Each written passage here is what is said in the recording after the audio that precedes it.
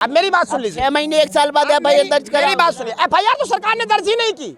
शर्मनाक विषय है। एफआईआर का मतलब मुझे बताइए। दर्ज करेगी या पुलिस दर्ज? हाँ, बात तो सुनिए। पुलिस का मतलब प्रशासन, और प्रशासन किसको रिपोर्ट करता है? शासन को। अगर आप साबित कर दें कि शासन और प्रशासन दो अलग अलग चीजें हैं और बीच में कोई संबंध नहीं, पुलिस शासन को रिपोर्ट। इस देश की मीडिया का 161वां नंबर आया 180 में से। कितनी लंबी तरक्की इस देश की मीडिया ने की है, इसमें योगदान। नंबर देता कौन है मीडिया? मैं क्या हाँ यही कह रहा है, ये नंबर देता है अर्नब गोस्वामी। हम बता रहे हैं, ये नंबर देता है सुधीर चौधरी, और ये नंबर देते हैं रूबी का लियाकत। बीबीसी नहीं देती। पूरी बात सुन लीजिए। रूबी का लियाकत जी बुरे आंसुओं से कह रही थी, आज मेरा गला भरा हुआ है, बेटी पे अत्याचार हुआ है, मैं रिपोर्टिंग नहीं कर पा रही हूँ। क्या ये बेटियां नहीं है? इनके लिए आज क्या बेटी नजर नहीं आ रही है? हमको अनपढ़ आदमी समझ रहे हो? आप समझो क्या हेडलाइन चलाता है, हेडलाइन के नीचे बताता हूँ, आज हो जाएगा पहलवानों का इलाज। ब्रजभूषण ने खोली पहलवानों की पोल, जिसपे 84 मुकदमे हो। ऑन कैमरा जो ये कह रहा हो कि मैंने मर्डर किया और मैं बाहुबली हूँ, वो आदमी पोल खोल देगा हम किसानों की। आज से पहले गिरफ्तारी की मांग इसलिए कर रहे हैं क्योंकि एक आदमी जो ऑन कैमरा कह रहा है मैं लोगों को गोली मार देता हूँ। 10% सबूत तो पेश कर। जो आदमी या गोली मार देता है, बेटियों की इज्जत का सबूत चाहते हो? अरे बात सुनो, कुछ भी कह दो कि हम मान लेंगे। मुजफ्फरनगर के अंदर, पूरी बात सुनना, बीच में बात नहीं काटना।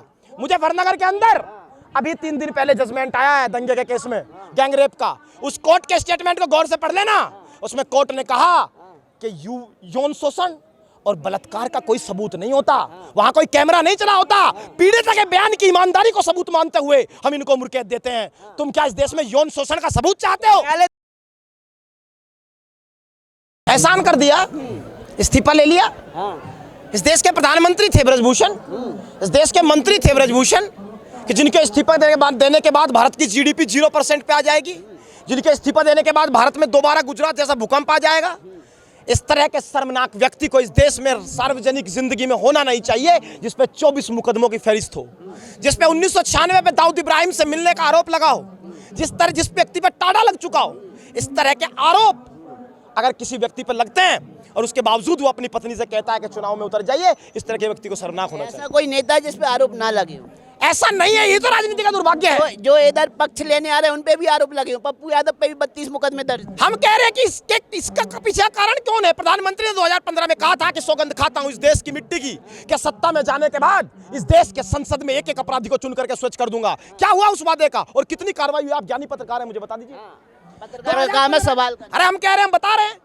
इसका मतलब इस देश के प्रधानमंत्री के ऊपर भी कोई प्रेशर रहा होगा कि प्रधानमंत्री ने जो नारा 2015 में दिया उस पर अमल करने की स्थिति में आज भी नहीं है, और उस वक्त नहीं है जब ब्रजभूषण जैसा व्यक्ति ये कह रहा है कि अगर प्रधानमंत्री एक बार कह दे तो मैं इस्तीफा दे दूंगा। तो इस्तीफा हो तो गया। इस्तीफा हो गया कितने दिन के बाद?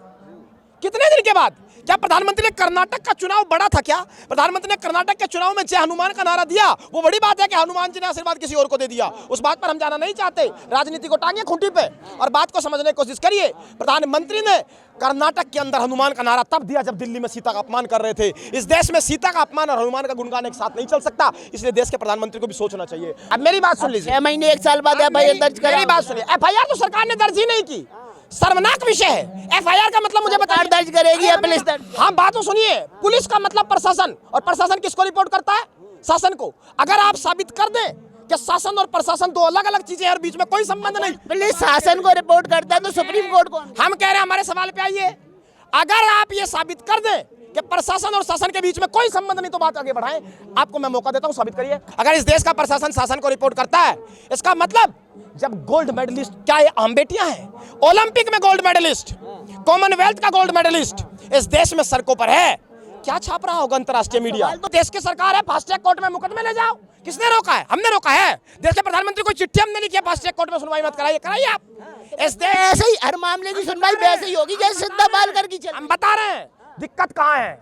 दिक्कत तब है जब इस देश की सरकार एनजेसी जैसा कानून लाती है, जिसका फुल फॉर्म है नेशनल जुडिशियल अपॉइंटमेंट कमीशन।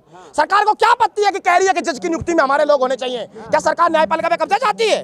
क्यों सब देश के कानून मंत्री ये कह रहे हैं कि कॉलेजियम सिस्टम के अंदर हमारे लोग बैठाओ? क्योंकि हम इस बात से सहमत नहीं है। देश की सरकार संविधान सभा की उस बात से सहमत क्यों नहीं है जिसमें संविधान सभा ने कहा कि न्यायपालिका, विधायिका और कार्यपालिका विभिन्न 3 अंग होंगे भारत की सत्ता के? इस बात में सरकार को आपत्ति कहां है? सरकार इस तरीके से अगर काम करेगी, हमें किसी 35 टुकड़े वालों के साथ हम नहीं है। 35 टुकड़े वाले को सरेआम फांसी पर लटका दो अगर इस देश का संविधान इजाजत देता है तो।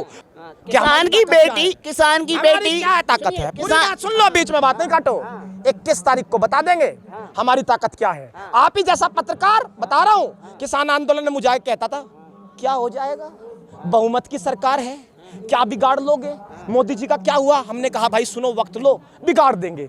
फिर आ गए, बारिश आ रही है, बिना बात भीग रहे हो, क्या बिगाड़ लोगे। हमने कहा कोई बात नहीं होगा। 26 तारीख को इस देश का किसान सड़कों पे आया, ये क्या कर दिया, तुम देश विरोधी हो।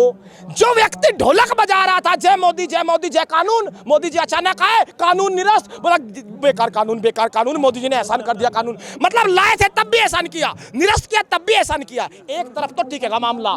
एक और भी सवाल करना चाहता हूं, इस देश की मीडिया का 161वां नंबर आया 180 में से। कितनी लंबी तरक्की इस देश की मीडिया ने की है, इसमें योगदान। नंबर देता कौन है मीडिया? मैं क्या कह, हाँ यही कह रहा है, नंबर देता अर्नब गोस्वामी। हम बता रहे ये नंबर देता सुधीर चौधरी, और ये नंबर देते हैं रूबी का लियाकत। बीबीसी नहीं देती। पूरी बात सुन लीजिए, रूबी का लियाकत जी बुरे आंसुओं से कह रही थी आज मेरा गला भरा हुआ है, बेटी पे अत्याचार हुआ है, मैं रिपोर्टिंग नहीं कर पा रही हूँ। क्या ये बेटियां नहीं है इनके लिए? आज क्या बेटी नजर नहीं आ रही है? हमको अनपढ़ आदमी समझ रहे हो आप? समझो क्या हेडलाइन चलाता है, हेडलाइन के नीचे बताता हूं आज हो जाएगा पहलवानों का इलाज। ब्रजभूषण ने खोली पहलवानों की पोल, जिसमें 84 मुकदमे हो। ऑन कैमरा जो ये कह रहा हो कि मैंने मर्डर किया और मैं बाहुबली हूं, वो आदमी पोल खोल देगा हम किसानों की। उसके 70 पीढ़ियां लग जाएं तब पोल नहीं खोल पाएगी। मीडिया भी ढोलक बजाए और ये देश भी ढोलक बजाए। जब इस देश का किसान सड़कों पे निकलता है ना, वो पत्रकारिता भी जानता है, उसी का लड़का IAS भी बना है। हम कह रहे हैं कि भाई जो मीडिया सरकार से पैसा लेने के बाद, हम मान रहे, देखिए आप देश का मीडिया गुलाम। स्टेटमेंट आपके पास है कि सरकार किसे कितना पैसा कह रहे हैं, हम बता रहे हैं, स्टेटमेंट बता रहे हैं। इस देश में एडवर्टाइजमेंट बजट सरकार ने बढ़ाया, ये तो आंकड़ा होगा आपके पास, है ना भाई, आंकड़ा है ना। तो देश की सरकार ने किया क्या, मीडिया गुलाम क्या हुआ, इसके पीछे कहानी समझा देता हूं मैं आपको। पहले मीडिया के सामने धर्म संकट था भाई साहब। क्या संकट था कि मीडिया हाउस, भाई कोई भी चैनल चलाने के लिए 150-200 करोड़ रुपए चाहिए, रिपोर्टर, सैटेलाइट, तमाम चीजें हैं। वो क्या करते थे, किसी भी दुकानदार के पास, ब्रांड के पास जाते थे, साहब आपका एडवर्टाइजमेंट हम चला देंगे और आप हमें उसके बदले पैसा दे दीजिएगा। तो एक सिस्टम काम करता आ रहा था। इस देश में सरकार बदल गई 2014 में, तो एक फोन गया मीडिया हाउस के पास, बोला कैसे चल रहा है सिस्टम? बोला ठीक चल रहा है साहब, सही स्पॉन्सरशिप मिल रही है, ब्रांड का स्पॉन्सरशिप करते हैं, पैसा लेते हैं। बोला सुन लो आज एक बात, इस देश में 2014 के बाद अगर कोई ब्रांड है तो वो सिर्फ नरेंद्र मोदी है और आप उन्हीं का ऐड करेंगे। बोलो कितना पैसा चाहिए? बोला जी पैसा तो उधर 150 करोड़ का खर्च आ रहा है, 170 करोड़ में हो जाएगा।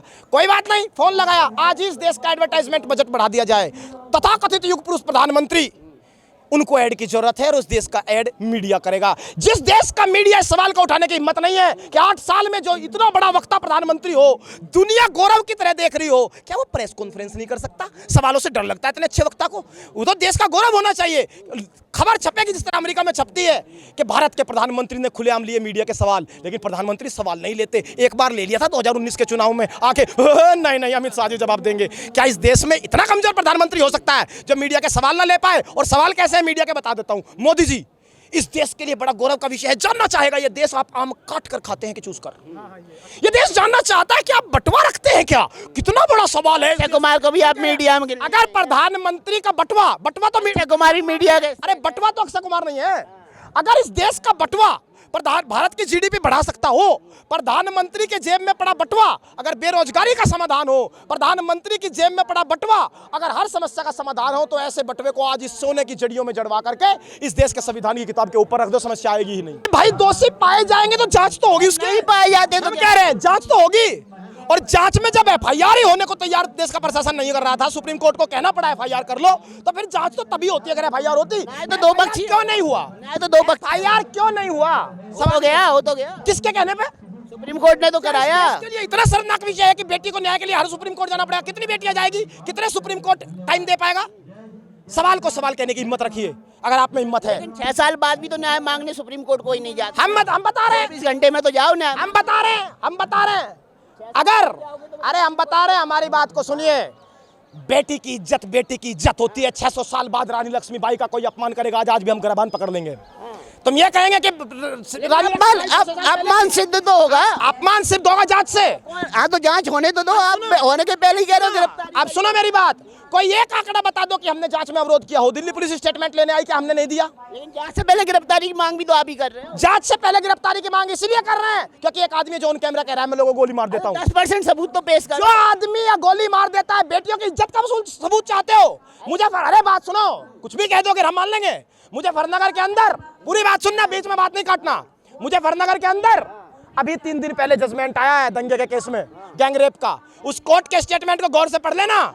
उसमें कोर्ट ने कहा कि यौन शोषण और बलात्कार का कोई सबूत नहीं होता, वहां कोई कैमरा नहीं चला होता। पीड़िता के बयान की ईमानदारी को सबूत मानते हुए हम इनको मुर्कैद देते हैं। तुम क्या इस देश में यौन शोषण का सबूत चाहते हो? कह रहे हैं कि हरियाणा का आंदोलन है, डंके की चोट पे कहते हैं हरियाणा का आंदोलन है क्योंकि 70% मेडल इस देश में स्पोर्ट्स में हरियाणा लाता है। अगर हरियाणा स्पोर्ट्स में इस देश का गुमान बनेगा तो इस देश का सम्मान भी बनेगा, ये याद रखना।